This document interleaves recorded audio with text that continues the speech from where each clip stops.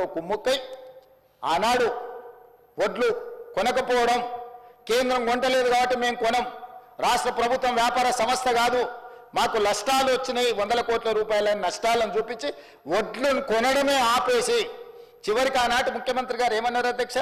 ఊరేసుకుంటే ఊరేసుకున్నట్టే అన్నాడు అధ్యక్ష.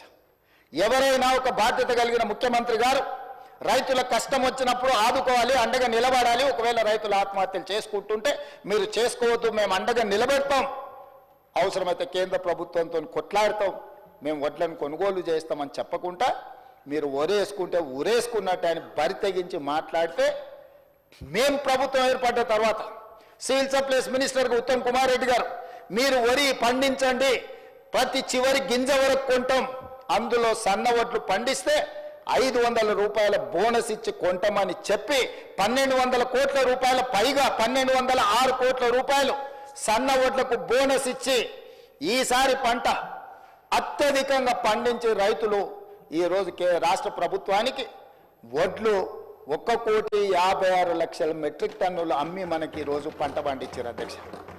అధ్యక్ష, ఒక్క సంవత్సరంలో 260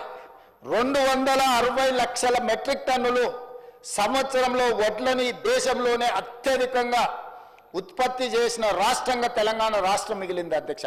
ఆనాడు ఎవరు కష్టపడి ఏ రైతు రాత్రి పగళ్ళు కష్టపడి పండించిన వడ్లను చూపించి ఏడ పండినా, అది సూర్యాపేటలో పండినా, అది నిజామాబాద్లో పండినా, అది కరీంనగర్లో పండినా, అది మెదక్లో పండినా, ఈ కాళేశ్వరం నీళ్లతోనే ఈ పంట పండిందని ఆనాడు కాళేశ్వరం కథలుగా మనకు చెప్పిండ్రు అధ్యక్ష. కానీ కాళేశ్వరం కట్టడం కూలడం 3 ఏళ్లలో అయిపోయింది అధ్యక్ష. 1,00,000 కోట్లు ఆవిరైపోయినాయి.